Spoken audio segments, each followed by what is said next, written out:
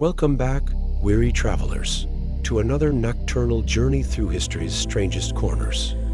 Tonight, we wade into the murky waters of humanity's most peculiar taboo, the ancient fear of bathing. Close your eyes and let yourself sink into the soft darkness as we explore why, for thousands of years, the simple act of washing one's body was considered not just dangerous, but potentially deadly. Feel your breathing slow and deepen as we drift back through centuries of dust and grime, following the ghostly trail of those who lived their entire lives in deliberate filth, believing that cleanliness would invite demons, disease, and death itself. Let the gentle rhythm of these ancient waters carry you deeper into rest as we begin our journey through history's most mysterious hygiene taboos. In the flickering lamplight of ancient Babylon, around 2000 BC, the priests of Marduk recorded warnings that would echo through millennia. Water, they taught, was not merely a substance for cleaning, it was a gateway between worlds, a medium through which malevolent spirits could enter the human body. Picture the great city of yore, where the wealthy lived in magnificent mud brick houses with elaborate drainage systems. Yet these same people who engineered marvels of plumbing would go months without bathing, believing that each drop of water touching their skin created tiny portals for demons to slip through. The Babylonian physician Rabat Marduk documented cases of what he called water madness, patients who had bathed too frequently and began speaking in unknown languages, their personalities completely transformed. His clay tablets, discovered in the ruins of the Great Library, describe how these afflicted individuals would compulsively seek out water, standing for hours in the rain or attempting to submerge themselves in the sacred pools of temples. One particularly haunting account tells of Princess Shamet, daughter of King Hammurabi himself, who defied the priest's warnings and bathed daily in scented oils and rose water. According to the royal chronicles, she began experiencing vivid dreams of underwater cities populated by fish people who spoke in bubbling voices. Night after night, she would wake with her bedsheets soaked in river water, though her chambers were on the highest floor of the palace, far from any water source. The princess's condition worsened until she claimed to hear the voices of drowned souls calling to her from every vessel of water in the palace.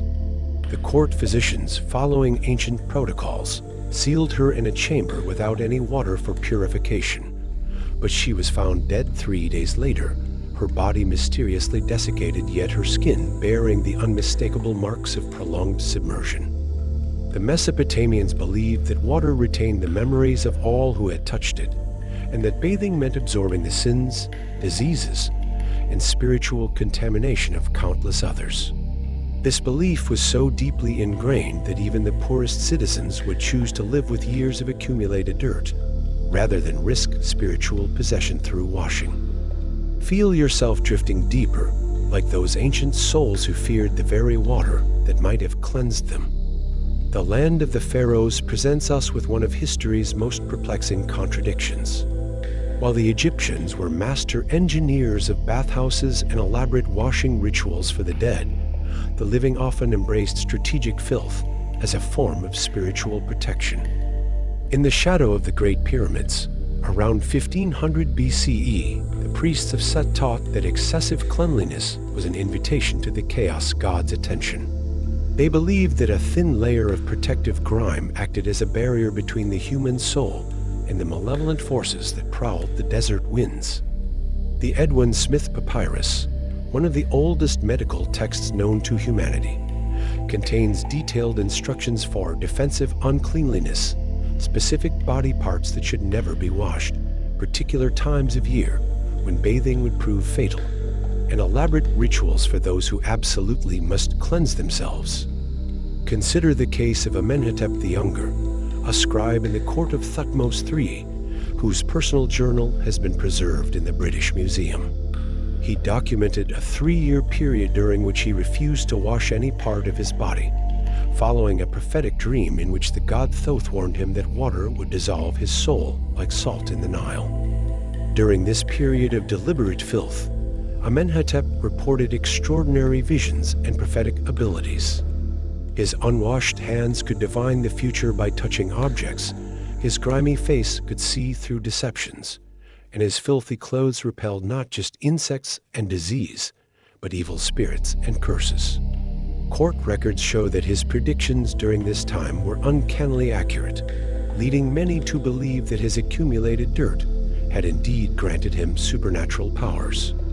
The mummy of Queen Ankhesenamun, discovered in the Valley of the Kings, shows clear evidence of having lived for extended periods without bathing. Chemical analysis of her preserved skin reveals layers of accumulated oils, dust, and organic matter that suggest months or even years between washings. Yet she lived to the age of 67, remarkable longevity for the time, leading some scholars to wonder if the ancient Egyptians had stumbled upon some forgotten wisdom about the protective properties of controlled filth. Egyptian medical papyri describe a condition called the washing sickness, a mysterious ailment that struck those who bathed too frequently. Symptoms included pale skin that seemed to glow in moonlight, an inability to tolerate sunlight, and a compulsive need to immerse oneself in water. The afflicted would gradually lose their ability to speak, communicating only through a strange humming sound that resembled the flow of the Nile. Let the eternal winds of the desert carry you deeper into the mysteries of the past.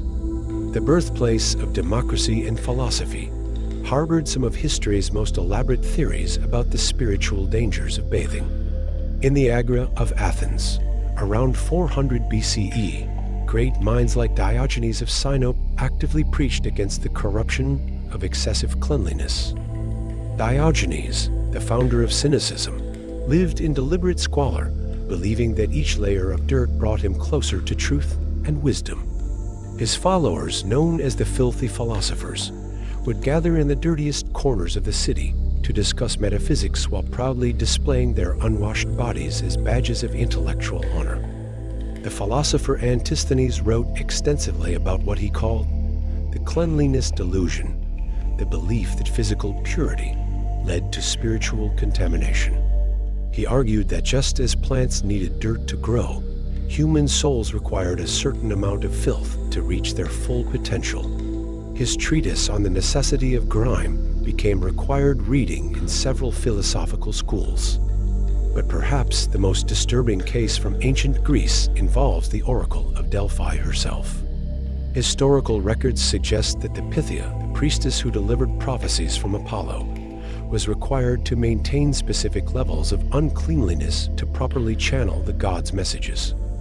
The sacred regulations, carved in stone tablets found at the temple site, specify that she must not wash her hands for 3 months before major prophecies and never bathe her feet, which were considered the most sacred connection to the earth's prophetic vapors. The physician Hippocrates, despite his rational approach to medicine, documented several cases of what he termed hydrophobic madness, not the rabies we know today, but a condition affecting those who bathed too frequently. These patients would develop an extreme aversion to water, breaking into convulsions at the sight of their own reflection in liquid surfaces. One particularly well-documented case involved Aspasia, a hetera courtesan in Pericles, Athens, who was known for her intelligence and beauty. After a period of excessive bathing to maintain her appearance, she began experiencing what witnesses described as water visions, seeing phantom rivers flowing through her chambers, hearing the voices of sea nymphs, and feeling constantly wet, even when completely dry. The condition progressed until Aspasia claimed she could see the future in any reflective surface, including still water, polished bronze, and even the eyes of those who had recently bathed. Her prophecies became so accurate that people would consult her instead of traveling to Delphi, leading to a conflict with the official priesthood that ultimately resulted in her mysterious disappearance. Feel your mind drifting like those ancient philosophers, questioning everything you thought you knew about cleanliness and purity. Rome, the great empire that built elaborate bathhouses and aqueducts, harbored a dark secret that historians have only recently begun to uncover. While the public baths were indeed centers of social life, a significant portion of the population lived in terror of water's corrupting influence. In the shadows of the Colosseum, around 100 CE, a secretive cult known as the Sordidi, the Filthy Ones, practiced elaborate rituals of deliberate uncleanliness. These weren't simply dirty peasants. Archaeological evidence suggests the cult included senators, merchants, and even some members of the imperial family. The cult's beliefs, preserved in hidden scrolls discovered in the catacombs, taught that each human was born with a protective spiritual membrane that water would gradually dissolve.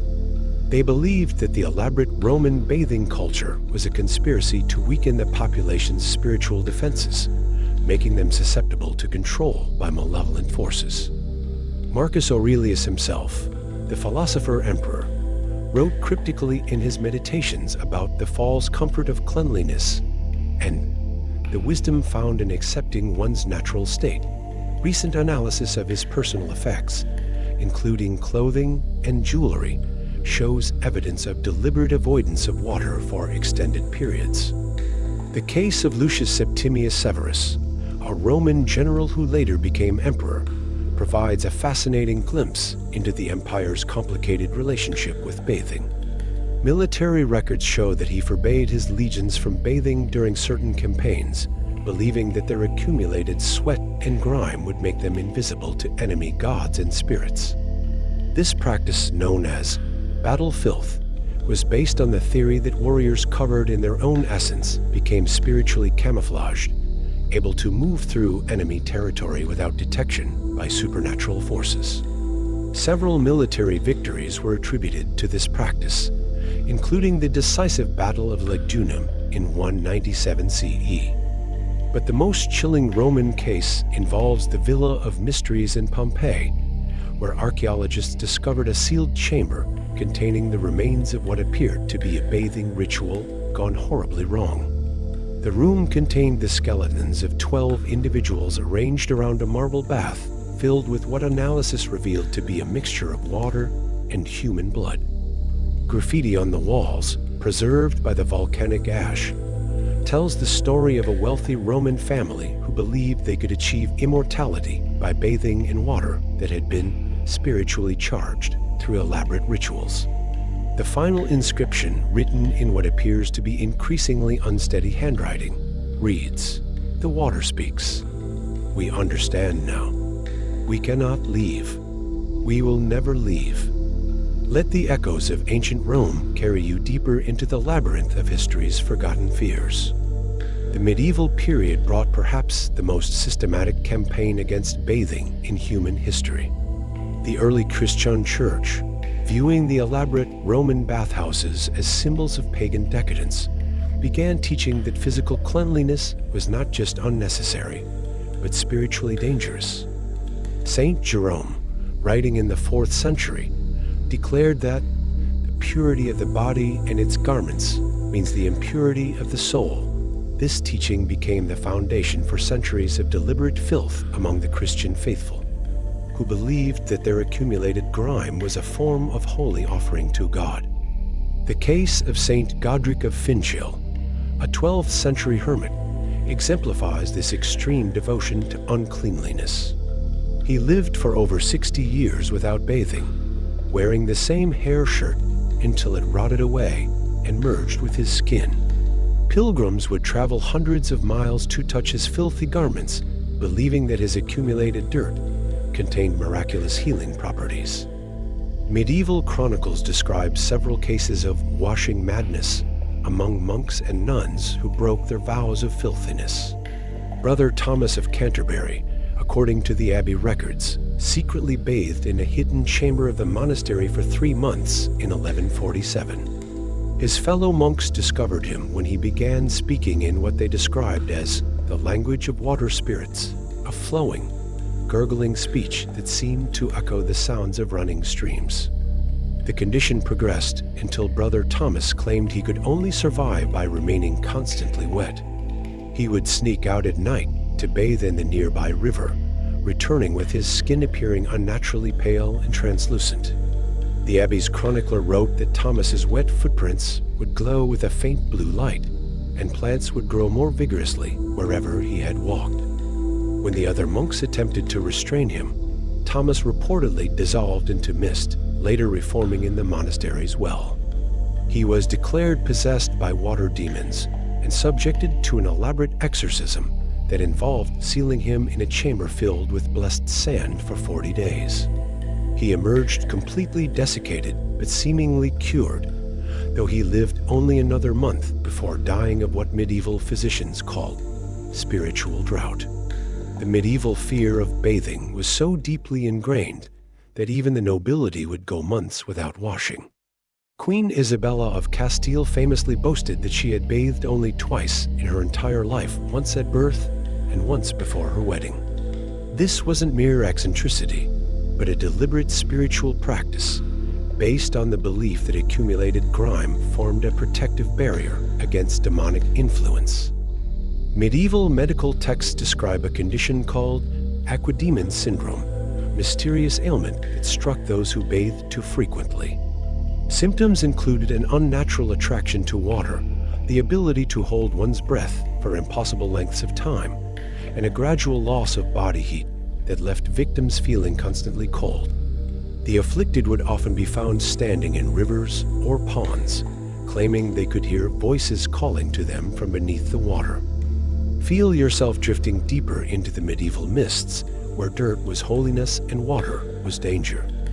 The Renaissance brought a renewed interest in classical learning, but also a sophisticated understanding of water's hidden dangers that went far beyond medieval superstition. The Medici family of Florence, patrons of art and science, maintained detailed records of their own complex relationship with bathing rituals. Lorenzo de' Medici, the Magnificent, employed a team of scholars to study what they called aquatic influences, the belief that water could carry not just disease, but memories, emotions, and spiritual essences from everyone who had previously touched it. His private library, discovered in the 20th century, contains hundreds of manuscripts detailing elaborate protocols for safe bathing that read more like magical rituals than hygiene instructions. The Medici bathing protocols required that water be blessed by 7 different priests, filtered through layers of specific stones arranged according to astrological calculations, and tested on animals for 3 days before use. Even then, bathers were required to wear amulets and recite protective incantations while immersed. Leonardo da Vinci himself contributed to this Renaissance paranoia about water. His private notebooks contain detailed anatomical drawings showing how he believed water could penetrate the human body through invisible pores, carrying foreign influences directly to the brain and heart. He designed elaborate bathing machines that would minimize contact time with water while maximizing cleansing efficiency. The case of Lucrezia Borgia provides a particularly dark example of Renaissance bathing fears. Vatican records, long kept secret, describe how she would bathe only in water that had been purified through a process involving the burning of specific herbs and the recitation of ancient texts. Her bathing ritual required the presence of her personal astrologer, who would determine the precise moment when celestial influences made water safe for her use. But Lucrezia's precautions may have been justified. Several of her contemporaries who bathed in the same chambers later reported strange experiences. Cardinal Bembo wrote of seeing faces in the water that resembled people he had never met, while Duke Alfonso d'Este claimed that after bathing in Lucrezia's chamber, he could understand the conversations of fish in the nearby river. The Renaissance also saw the emergence of water witches, individuals who claimed they could divine the safety of water by touch alone. These practitioners, often employed by wealthy families, would test bathwater for spiritual contamination, detecting the presence of what they called memory residue, the accumulated psychic impressions of everyone who had previously used the water. The Venetian water witch Elisabetta Moro left behind detailed records of her practice, including a catalog of over 200 different types of water contamination and their effects on bathers. Her most chilling entry describes temporal water, liquid that had somehow become unstuck in time, carrying bathers not just spiritual contamination, but actual memories and experiences from the past. Let the elegant mysteries of the Renaissance carry you deeper into the realm of dreams. While medieval Europe feared bathing, the Islamic world developed perhaps the most sophisticated understanding of water's dual nature, both purifying and potentially dangerous. The great scholars of Baghdad, Cordoba, and Cairo wrote extensively about the proper rituals required to safely cleanse the body without inviting spiritual contamination. The physician Al-Razi, working in Baghdad around 900 CE, documented cases of what he called jinn sickness, condition affecting those who bathed without proper spiritual preparation. His medical treatise, The Book of Water's Secrets, describes patients who, after bathing in certain pools or rivers, would claim to hear voices speaking from their own reflections. The case of Hakim ibn Sina, the great philosopher known in the West as Avicenna, provides insight into the Islamic world's complex relationship with bathing. Despite his rational approach to medicine, he maintained elaborate purification rituals that involved not just physical cleansing, but spiritual protection against water's hidden influences. Ibn Sina's personal journal, preserved in the library of Isfahan, describes his encounter with a patient who had bathed in a pool near Mecca during pilgrimage. The man claimed that the water had somehow transferred to him the memories of other pilgrims who had used the same pool over the centuries. He could speak of events that had occurred decades before his birth, describing in perfect detail the faces and conversations of pilgrims long dead. The Islamic understanding of bathing's dangers was based on the concept of memory water, the belief that water retained not just physical impurities, but spiritual and emotional residues from all who had touched it. This led to elaborate protocols for water purification that went far beyond simple boiling or filtering. The Sufi mystic Jalaluddin Rumi wrote extensively about water's spiritual properties, describing how improper bathing could lead to soul drowning, a condition where the bather's consciousness would become merged with the water itself, unable to distinguish between self and liquid. His poetry contains veiled references to disciples who had experienced this phenomenon, describing their transformation into beings who could only communicate through the sound of flowing water. The case of the Cordoba physician Ibn Rushd of Aroez illustrates the medieval Islamic world's sophisticated approach to bathing safety. His medical practice included elaborate consultations before any bathing ritual, involving astrological calculations, spiritual assessments, and detailed analysis of the water's source and history. Ibn Rushd documented several cases of water possession, patients who had absorbed the spiritual essence of the water they bathed in, taking on the characteristics of its previous users. One particularly disturbing case involved a young scholar who, after bathing in a pool that had been used by Christian prisoners, began speaking only in Latin and displaying detailed knowledge of Christian theology, despite having never studied it. Feel yourself floating deeper, like those ancient scholars seeking wisdom in the mysteries of water. The 14th century brought the Black Death to Europe, and with it, a new understanding of bathing's dangers that was both medically reasonable and spiritually terrifying. As the plague swept across continents, physicians observed that those who bathed frequently seemed to succumb to the disease more quickly than those who remained filthy.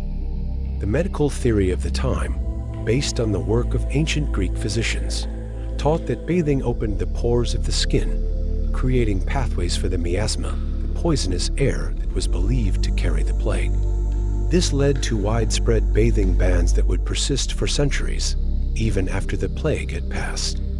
Guy de Cauliac, physician to Pope Clement VI at Avignon, documented the case of a wealthy merchant family who had maintained elaborate bathing rituals even as the plague spread through their city. All 7 members of the family died within a week, their bodies showing signs of the plague, but also strange water-related symptoms. Their skin appeared unnaturally pale and waterlogged, as if they had drowned despite dying on dry land.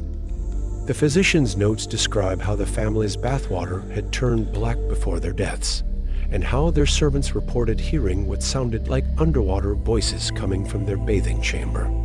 When the room was finally opened after the family's death, investigators found that the walls were covered in a thin layer of moisture that never dried, despite the chamber being sealed for months. During the plague years, a new profession emerged: the water readers, who claimed they could detect the presence of plague in water by observing its surface. These practitioners, often former priests or scholars, would examine potential bathing water for signs of spiritual contamination, claiming they could see the faces of plague victims reflected in infected water. The case of the Abbey of St. Denis provides a particularly chilling example of the period's bathing fears. The monastery's chronicle describes how the monks, desperate to avoid the plague, sealed their bathing chambers and took vows of absolute uncleanliness. For 3 years, none of them washed any part of their bodies, believing that their accumulated grime would protect them from the disease. The strategy initially seemed successful. The monastery remained plague-free while neighboring communities were decimated. But in the 4th year, strange things began to happen. The monks reported that their unwashed bodies had begun to emit a faint phosphorescent glow at night, and that they could communicate with each other through touch alone, without speaking. Brother Francois, the abbey's chronicler, wrote that the accumulated dirt on their bodies had somehow become alive, forming intricate patterns that seemed to respond to the monks' emotions and thoughts.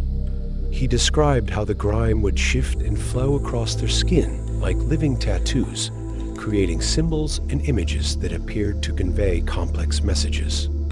The chronicle abruptly ends with Brother Francois's final entry, written in increasingly erratic handwriting. The dirt speaks. We understand now. We are no longer men. We are earth. We are eternal. The water cannot touch us. Nothing can touch us. We are beyond touch. We are beyond. Let the ancient fears of the plague years carry you deeper into the darkness of history. Elizabethan England, despite its reputation for grandeur and exploration, harbored some of the most sophisticated fears about bathing in European history. The court of Queen Elizabeth I developed elaborate theories about water's ability to carry not just disease, but political influence, foreign spies, and even treasonous thoughts. Dr. John Dee, the Queen's personal advisor and renowned scholar, maintained detailed records of what he called aquatic espionage, the belief that foreign enemies could use water to carry magical influences into England. His library at Mortlake contained hundreds of books on water magic, including detailed protocols for protecting the realm from water-based attacks.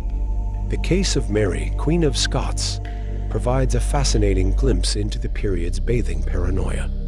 While imprisoned in various English castles, Mary was subjected to strict bathing regulations based on the theory that she might use water to communicate with her supporters or to cast spells against Queen Elizabeth. Her bathwater was tested by court alchemists for signs of magical contamination, and she was never allowed to bathe in the same water twice. Court records, recently discovered in the National Archives, describe how Mary's bathwater would sometimes exhibit strange properties, remaining warm for days after use, or developing unusual colors and odors that seemed to convey coded messages. The Queen's guards reported that standing water in Mary's chambers would sometimes reflect images of Scottish castles and landscapes, leading to fears that she was somehow using the water to maintain contact with her homeland. The Elizabethan physician Thomas Bright wrote extensively about melancholic bathing, the belief that water could absorb and transmit emotional states. His treatise, A Treatise of Melancholy, describes patients who had absorbed the melancholy of previous bathers, becoming so depressed that they would attempt to drown themselves in any available water. The case of Sir Francis Walsingham, Elizabeth's spymaster, illustrates the period's sophisticated understanding of water's information-carrying properties. Walsingham employed a team of water analysts who claimed they could detect foreign influences in bathing water by observing its behavior under different conditions. These specialists could supposedly identify the nationality, religion, and even political loyalties of previous bathers by studying the water's surface tension, temperature retention, and response to various substances. The most disturbing case from the Elizabethan period involves the Earl of Essex, who was known for his elaborate bathing rituals. Court physicians documented his gradual transformation over several months of frequent bathing, during which he claimed to receive strategic advice from the water itself. The Earl would spend hours in his bath, emerging with detailed knowledge of military tactics and political strategies that he claimed the water had whispered to him. Essex's condition deteriorated until he could only function while partially submerged in water, conducting meetings from his bath and sleeping in a bed filled with wet sand.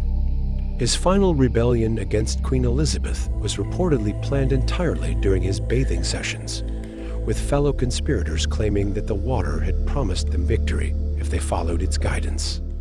Feel yourself drifting deeper into the Tudor shadows, where water carried secrets and bathing was a form of espionage. The 18th century brought scientific reasoning to the fear of bathing, as Enlightenment thinkers developed sophisticated theories about water's ability to carry not just disease, but dangerous ideas and foreign influences. The period saw the emergence of bathing science, elaborate protocols for safe washing that read like modern laboratory procedures.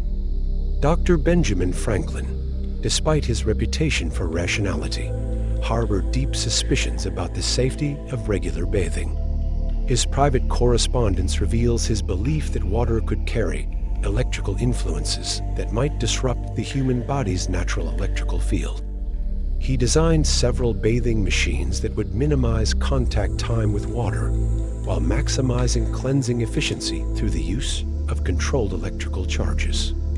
The case of Voltaire provides insight into the Enlightenment's complex relationship with bathing. Despite his advocacy for reason and scientific thinking, Voltaire maintained elaborate bathing rituals that involved testing water for philosophical contamination, the belief that water could carry the thoughts and ideas of previous bathers. Voltaire's personal physician, Dr. Theodore Trunken, documented the philosopher's gradual transformation during a period of frequent bathing at the spa in Ferney.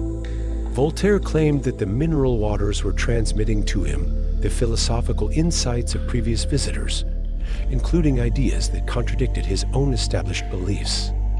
He would emerge from his baths with detailed knowledge of philosophical systems he had never studied, speaking eloquently about concepts that seemed to challenge his own rational worldview.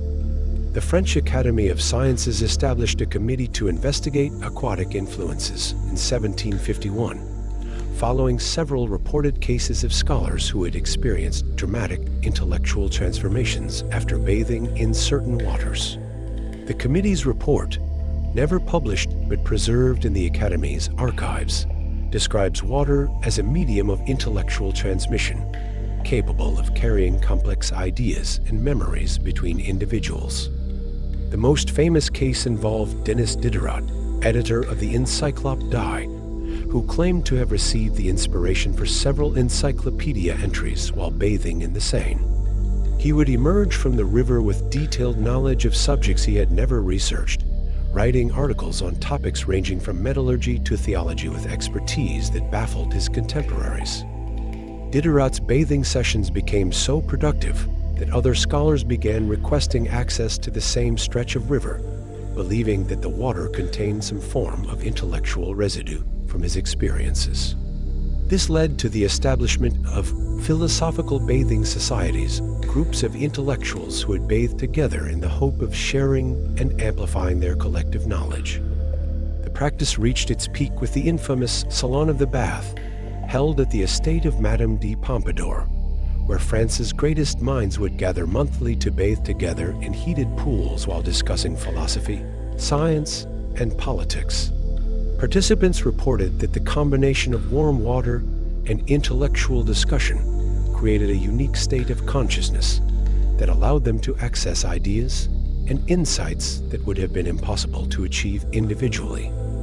Let the rational mysteries of the Enlightenment carry you deeper into the realm of thoughtful dreams. The Industrial Revolution brought new fears about bathing, as factory workers and urban dwellers developed complex theories about the protective properties of industrial grime. The soot and dirt of the industrial age wasn't just accepted, it was actively cultivated as a form of protection against the era's new dangers. Factory workers in Manchester and Birmingham would deliberately avoid washing for weeks at a time, believing that their accumulated industrial residue formed a protective barrier against the toxic fumes and dangerous machinery that surrounded them. This practice, known as industrial camouflage, was based on the theory that clean workers were more likely to be injured or killed in industrial accidents. The case of Josiah Wedgwood, the famous pottery manufacturer, provides insight into the period's industrial bathing fears. Despite his wealth and social position, Wedgwood maintained elaborate protocols for safe washing that involved testing water for industrial contamination and never bathing within 24 hours of working with his kilns and glazes. Wedgwood's personal journal describes his belief that frequent bathing would remove the industrial immunity that workers developed through prolonged exposure to pottery materials. He documented several cases of workers who had bathed too frequently and subsequently developed mysterious ailments, skin conditions that resembled pottery glazes, respiratory problems that seemed to involve the inhalation of invisible clay particles, and a compulsive need to shape and mold any soft material they encountered. The industrial period also saw the emergence of steam madness, condition affecting workers in the new steam-powered factories who were exposed to excessive amounts of water vapor. Dr. James Thackeray, a physician in Leeds, documented dozens of cases of workers who had been overexposed to industrial steam and subsequently developed an obsession with bathing and cleanliness that bordered on the pathological.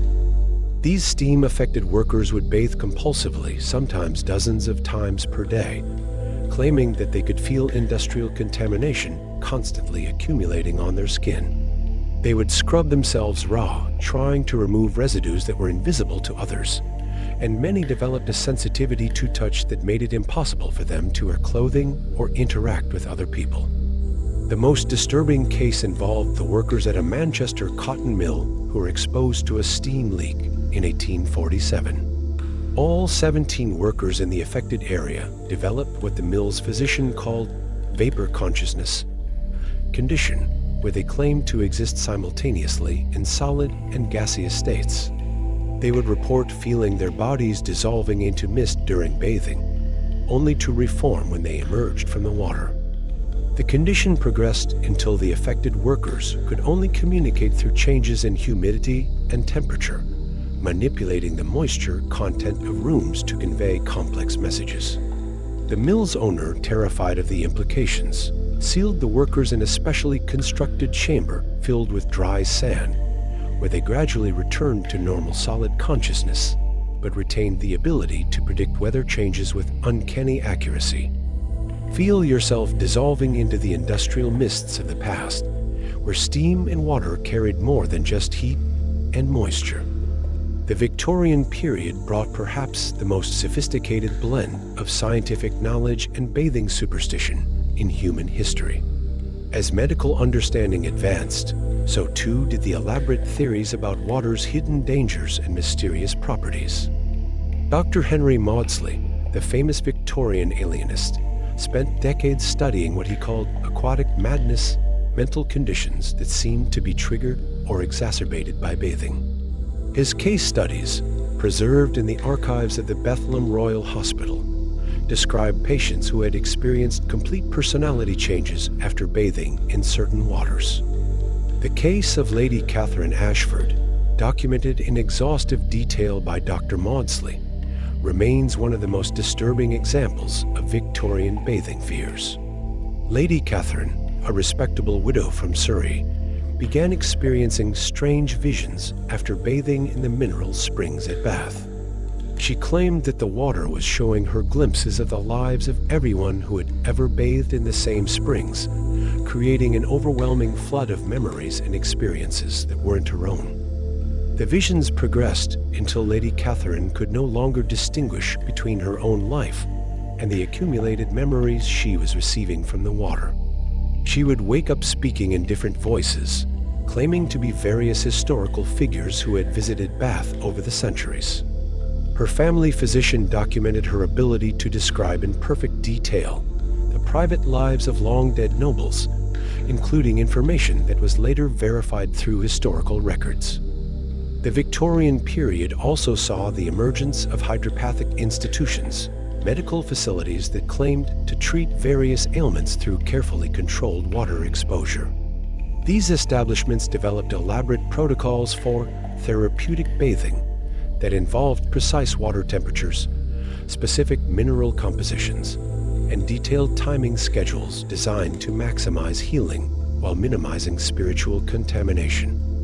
Dr. James Gully, who operated a famous hydropathic establishment in Malvern, documented several cases of patients who had experienced what he called water telepathy, the ability to communicate with other bathers through the water itself.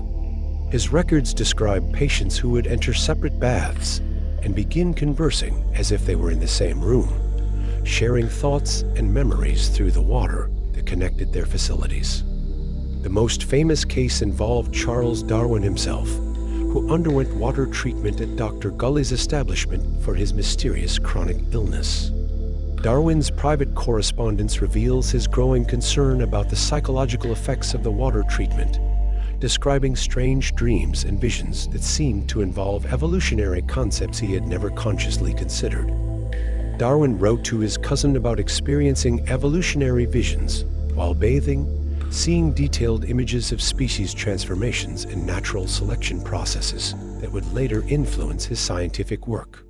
He began to worry that the water was somehow accessing and amplifying his unconscious scientific insights, forcing him to confront ideas about human evolution that his conscious mind wasn't ready to accept. The Victorian fascination with seances and spiritualism extended to bathing practices, with many mediums claiming that water could serve as a conduit for communicating with the dead. The famous medium Daniel Douglas Home reported that his most powerful seances occurred when participants had bathed in water that had been charged with spiritual energy through elaborate rituals. Holmes's seance records describe how bath water would sometimes retain the spiritual impressions of those who had used it, allowing sensitive individuals to experience visions of the bather's past lives or future destinies. He documented cases where multiple people bathing in the same water would share identical visions, suggesting that the water was somehow storing and transmitting complex spiritual information. Feel yourself sinking deeper into the Victorian twilight, where science and superstition danced together in the shadows. As the 19th century gave way to the 20th, the advent of modern plumbing and municipal water systems brought new fears about bathing's hidden dangers. The ability to deliver water directly to homes meant that people could no longer control the source and history of their bathing water, leading to elaborate theories about contamination and spiritual pollution. Dr. Sigmund Freud himself documented several cases of what he called ablution anxiety, patients who had developed complex phobias about bathing based on unconscious fears of water's transformative properties.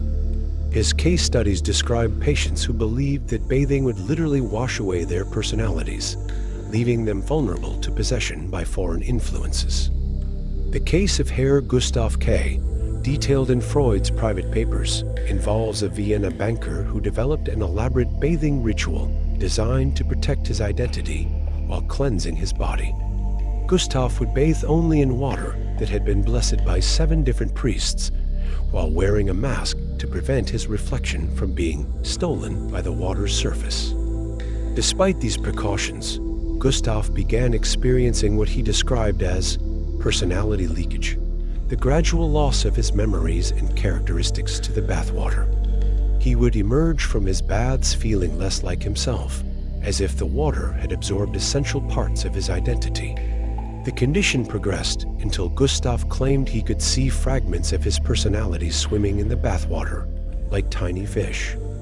The early 20th century also saw the emergence of municipal water madness, condition affecting those who bathed in water supplied by the new urban water systems. Dr. Pierre Janet in Paris documented dozens of cases of patients who claimed they could taste the memories of everyone else connected to the same water supply.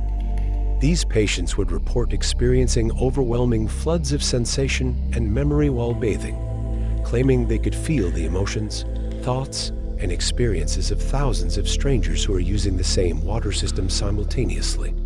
The condition was so severe that some patients would only bathe in collected rainwater or water from private wells, believing that municipal water carried too much psychic contamination to be safe. The case of Mademoiselle C. Les Dubois, a Parisian seamstress, provides a particularly disturbing example of this phenomenon. After connecting her apartment to the city's new water system, Celeste began experiencing what she called water dreams, vivid visions that occurred while bathing and seemed to show her the lives of other people using the same water supply. The dreams were so realistic that Celeste would wake up with detailed knowledge of strangers' private lives, including their addresses, occupations, and personal secrets.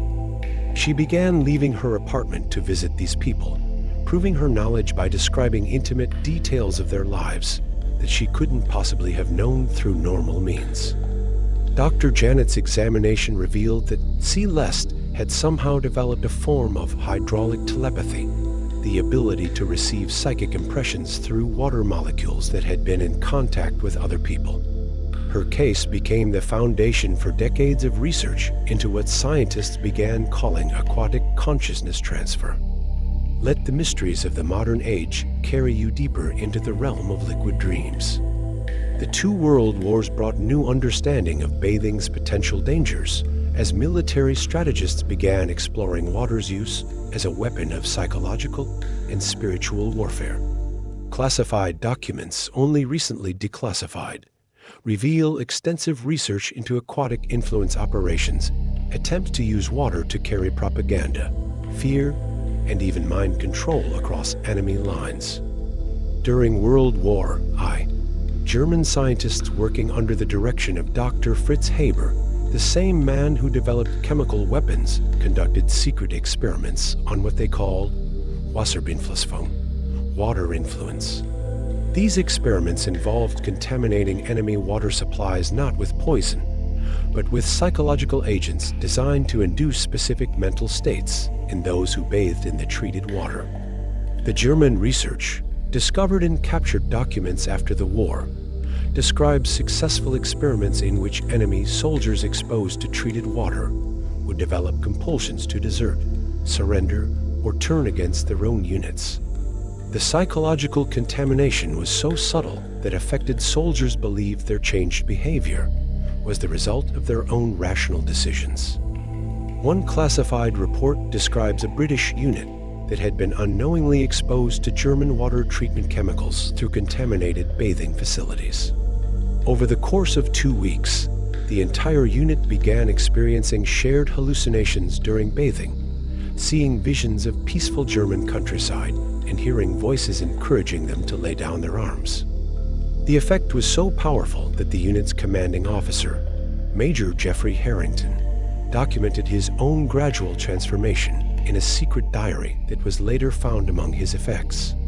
He wrote of feeling an overwhelming sense of kinship with German soldiers while bathing, describing visions of shared humanity that made it impossible for him to order attacks against enemy positions.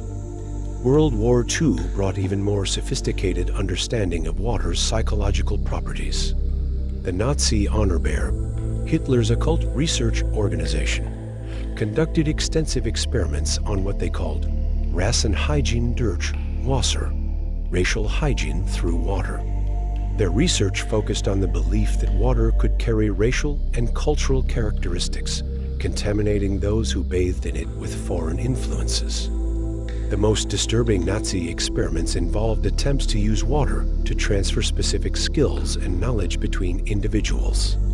SS researchers claimed they could extract the memories and abilities of captured scientists and engineers, storing them in specially treated water that could then be consumed or bathed in by German personnel.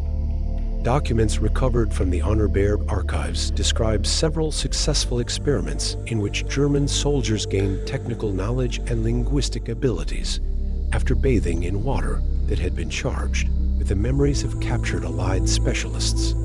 The process was reportedly so effective that some German units were able to operate complex Allied equipment without training, simply by bathing in the appropriate treated water.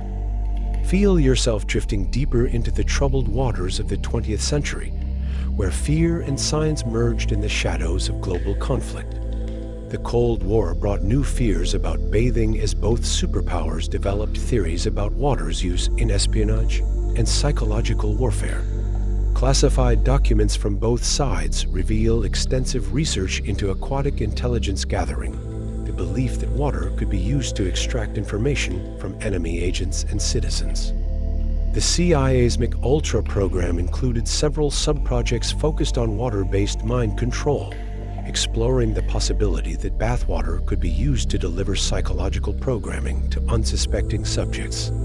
Project Aqua Mind, declassified in the 1990s, involved experiments with LSD and other substances dissolved in bathing water at psychiatric hospitals and military facilities.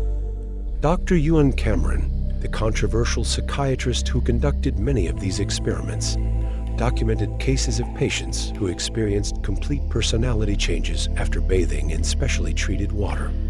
His notes describe subjects who would enter the bath as one person and emerge with entirely different memories, skills, and psychological characteristics. The most disturbing case involved a Canadian diplomat who was unknowingly exposed to experimental bathing treatments while receiving therapy for stress-related symptoms. After several sessions, he began demonstrating detailed knowledge of Soviet intelligence operations, speaking fluent Russian, and displaying technical expertise in areas he had never studied. The diplomat's condition deteriorated until he could only function while partially submerged in water, conducting meetings from specially constructed bathing facilities and sleeping in beds filled with temperature-controlled water. Intelligence agencies on both sides became interested in his case, leading to a complex international incident that was covered up at the highest levels of government. Meanwhile, Soviet researchers were conducting their own experiments in what they called hydrotelepathy, the use of water to transmit thoughts and information across vast distances. KGB documents describe successful experiments in which agents in Moscow could communicate with operatives in foreign countries through synchronized bathing rituals. The Soviet research was based on the theory that water molecules could retain and transmit quantum information, creating an invisible network of communication that would be undetectable by conventional surveillance methods. Agents would bathe in specially prepared water at precisely coordinated times, reportedly allowing them to share intelligence without risk of interception. Dr. Viktor Inishin, a Soviet physicist working on these projects, documented several cases of successful long-distance communication through water. His classified reports describe agents who could transmit complex technical information, personal messages, and even emotional states through water that had been quantum entangled through elaborate preparation rituals.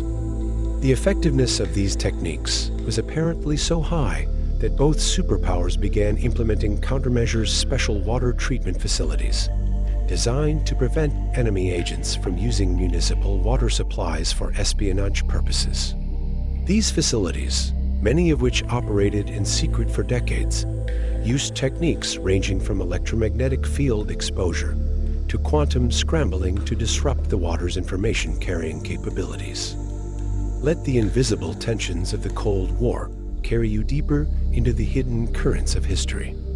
Even in our scientifically advanced age, new mysteries about bathing continue to emerge that challenge our understanding of water's properties and effects on human consciousness. Modern research has revealed phenomena that seem to validate some of the ancient fears about bathing's hidden dangers. Dr. Masaru Emoto's controversial research in the 1990s suggested that water could retain and respond to emotional and mental influences, forming different crystal structures based on the thoughts and feelings of those who had contacted it. While mainstream science remains skeptical, Emoto's work has inspired renewed interest in water's potential for storing and transmitting information. The case of Dr. Sarah Chen, a neuroscientist at MIT, provides a contemporary example of water's mysterious properties. While conducting research on consciousness and meditation, Dr. Chen began experiencing what she described as bath-induced synesthesia, the ability to see sounds, taste colors, and feel electromagnetic fields while bathing. The phenomenon began during a period of intense research stress, when Dr. Chen was working 16-hour days on a project involving neural interface technology. She would return home exhausted and take long, hot baths to relax, gradually noticing that her sensory experiences while bathing were becoming increasingly unusual. Dr. Chen's case became the subject of intensive study when she began demonstrating abilities that seemed impossible according to conventional neuroscience. While bathing, she could accurately describe the contents of sealed containers, predict the behavior of computer programs she had never seen, and even influence electronic devices through what appeared to be direct mental control. Brain scans taken while Dr. Chen was bathing revealed unprecedented patterns of neural activity, with areas of her brain showing connectivity that defied known anatomical structures. Most remarkably, her brain waves seemed to synchronize with the molecular vibrations of the water itself, creating a form of human-water interface that scientists are still struggling to understand. The modern era has also seen the emergence of digital bathing disorders, conditions affecting people who spend excessive time in baths while using electronic devices. These patients report experiencing a merging of their consciousness with digital information, claiming they can feel the flow of data through networks and even communicate with artificial intelligence systems. Dr. Michael Persinger's research at Laurentian University has suggested that the combination of water and electromagnetic fields from electronic devices might create unique states of consciousness that allow for unprecedented forms of information processing. His laboratory has documented cases of subjects who, while bathing near Wi-Fi routers and cell phones, demonstrate abilities that seem to transcend normal human cognitive limitations. The most recent and disturbing development involves what researchers are calling internet water, the apparent ability of some individuals to access online information while bathing, without any electronic devices present. These cases, documented at research facilities around the world, suggest that water itself might be capable of interfacing with digital networks in ways that conventional physics cannot explain. Feel yourself floating into the digital age, where ancient waters carry new mysteries and timeless fears take on contemporary forms. As our journey through history's bathing fears draws to a close, we find ourselves confronting the same fundamental mystery that has puzzled humanity since the dawn of civilization. From ancient Mesopotamian priests to modern neuroscientists, each generation has discovered that water, the most common substance on Earth, remains profoundly mysterious in its interactions with human consciousness. The stories we've explored tonight, from Babylonian water madness to contemporary digital bathing disorders, share a common thread: the recognition that water is far more than simple H2O. It appears to be a medium capable of storing, transmitting, and transforming information in ways that our scientific understanding has only begun to glimpse. Perhaps the ancient fears were not mere superstition, but intuitive recognition of water's true nature. The priests who warned against bathing, the philosophers who embraced strategic filth, the medieval monks who saw cleanliness as spiritual danger, maybe they understood something about water's properties that our modern world has forgotten. Consider the possibility that every bath you take connects you to an invisible network of consciousness stretching back through history. Each drop of water carries within it the memory of every person who has ever touched it, every thought that has been directed toward it, every emotion that has been dissolved within it. The accumulated wisdom of ages suggests that bathing is not just a physical act, but a form of communion, a temporary merging of your consciousness with the vast liquid memory of our planet. When you slip into warm water, you're not just cleaning your body, you're joining a conversation that has been going on for millennia. Ancient texts speak of water as the first mirror, the original surface that allowed humanity to see itself reflected. But perhaps it's more than metaphor. Perhaps water really does reflect not just our physical appearance, but our thoughts, our dreams, our deepest fears and desires.